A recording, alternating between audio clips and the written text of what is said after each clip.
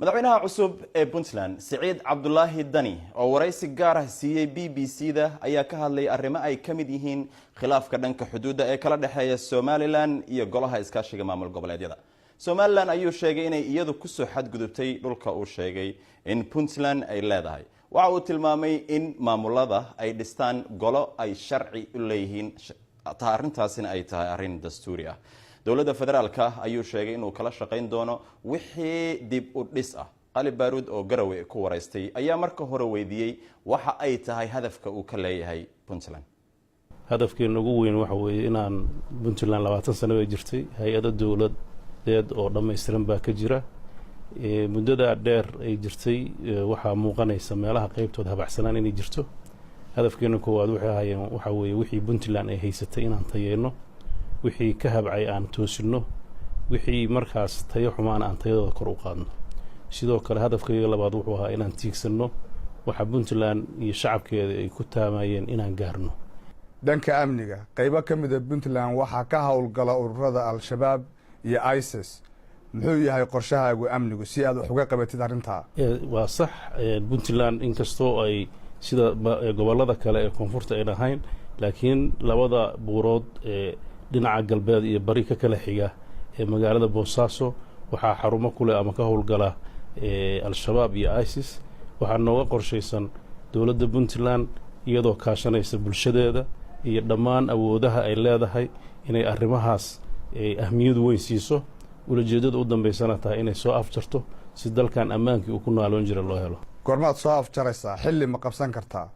xilli ma qabsan karno laakiin waxaan rabnaa inaan ka howlgalno annagoo kaashanayna awoodeena lana kaashanayna caalamka iyo cidii naga kaalmeynaysa. idinka iyo Somaliland muddo dheer waxa idinka dhaxeeyay murandulaad. Somaliland waxay sheegaysaa inay xadkeedu yahay duleedka Garowe idinkana inay tahay labida gaatima oo u dhow Burco. ma jira hal aad ku maareynaysan khilaafka idin dhaxeeya? annaga iyo maamulka Somaliland muranduleed nagama dhaxeeyo laakiin waxay ku soo xadgudubtay dhulka Puntland. waad ogtihiin 19 dalku markuu dhacay dalku waxa ka jira 18 gobol oo la yaqaano cayiman. wixii intaa ka dambeeyay dadku waxay isugu guureen nidaamka federaalka intii rabtay baa wada heshiisay. Somaliland waxa lagu aasaasay markii ugu dambeysay marka Burco laga tago Boorama qabaa'ilkii ku bohoobay waa la yaqaana. Garowe markii la aasaasana qabaa'il ku bohoobay waa la yaqaana. qabaa'ilku ku bohoobay Puntland sideeda waa gobolada bari Nugaal waqooyiga Gaalkacyo Sool Sanaag bari iyo Buuhoodle. wax muran oo ku jira ma leh taariikhduna way sheegaysaa dadkeedana waa joogan. cid ka maqnayd oo qabaa'ilka dadkaas iyo siyaasiyiintiisa dhisidii ma jirin iyo ururadii markaa matalayay ee SSDF USB SNDU. marka cidda xadgudubtay dadku waa u jeedaa.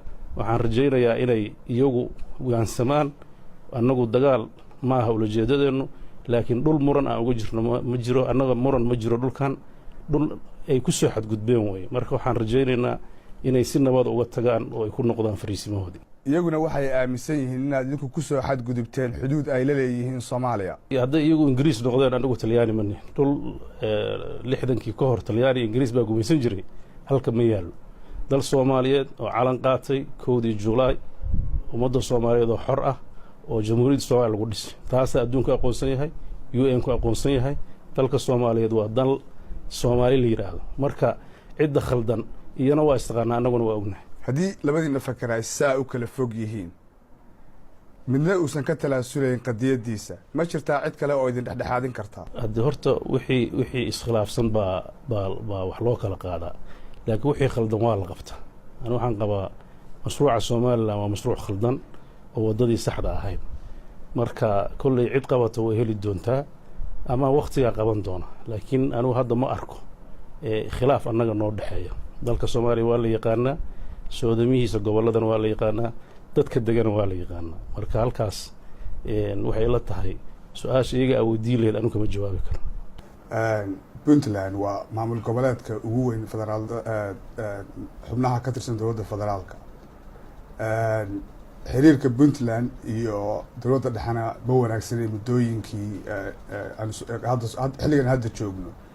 madaxweyne cusub baa lagu doortay Puntland. arrintaa maxaad ka bedelaysaa? dowladda puntland markii la aasaasayey waxaa saldhig u ahaa in ay qeyb ka ahaato nidaam dowlad soomaaliyeed oo federaal ah. waxaan shacabka puntland iyo madaxdii puntland iyo odayadii soo maray uga mahadnaqayaa dowrka ay ka soo qaateen inay dowlad soomaaliyeed la helo oo federaal ah. dowladda federaalka ee soomaaliya maanta ka jirta sidaa ay dad badan ogyihiin puntland naf iyo maal iyo wakhti bay ku bixisay, ilaalinteedana iyadaa waajib ka saaraya. annagu ma rabno dowladda soomaaliya iyo dowladda federaalka ee soomaaliya inay wiiqanto, inay horu martaan rabnaa, horena uga shaqayn jirnay, haddana ka shaqayn doonaa. wixii khilaaf marxaladda aan hadda lagu jiro waa marxalad dib u dhis dowladeed ah. dastuurku waa qabyo, shaqooyinku weli ma fariisan, dalku wuxuu ka soo baxay nidaam centraala oo dowlad dhexe ay taliso. nidaamka federaalka weli shuruuc badanoo lagu hagilaa waxbaa ka qabyo ah.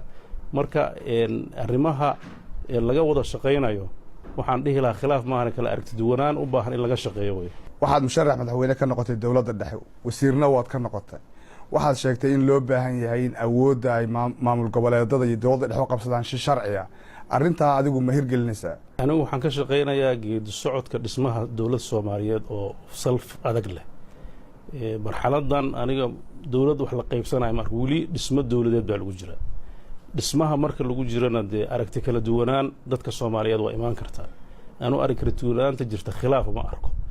khilaafaadka shaksiga oo madax qaar ka dhici karta dee taa anu hadda dhex geli maayo. oo madaxda iga horreysay iyo madaxda dowladda federaalku madaxda hadda joogta, dowladdu dadka ma ah sideeda. dowladda iyo dadka shakhsiyaadka madaxda waa in la kala saara.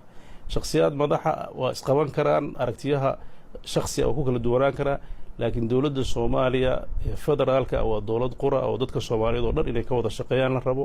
horumarkeeda waa horumarka qof kastoo soomaaliya.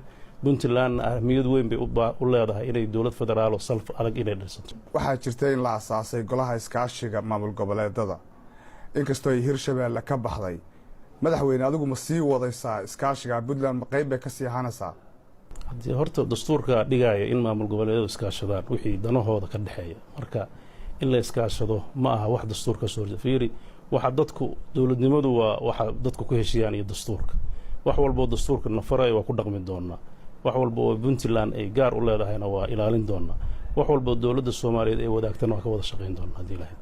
dhanka dimuqraadiyadda ma ballan qaadaysaa in puntland 5 sano kadib ay gaari doonto doorasho xor ah oo xalaal ah oo hal cod hal qof ah? haddaan tabar noo diidin sanadka ugu horeeya waxaan rabnaa inaan gaarsiino in gobollada iyo degmooyinka puntland lagu soo doorto nidaam dimuqraadiya. waxaanse ka rajaynaynaa caalamka iyo dadka ka shaqeeya dimuqraadiyadda inay gacan naga siiyaan. dhinaceenna dowlad ahaan waxaan rajaynaa inaan diyaar noqon doono. soomaaliya waxaa ka jira musuq maasuq baahsan, puntlandna kama madhna. olihii doorashada waxaa la sheegayay inuu jiro musuq maasuq, codadka xildhibaanadana la gadanayay. adigu madaxweyne, ololahaagu nadiif ma ka ahaa musuq maasuqa?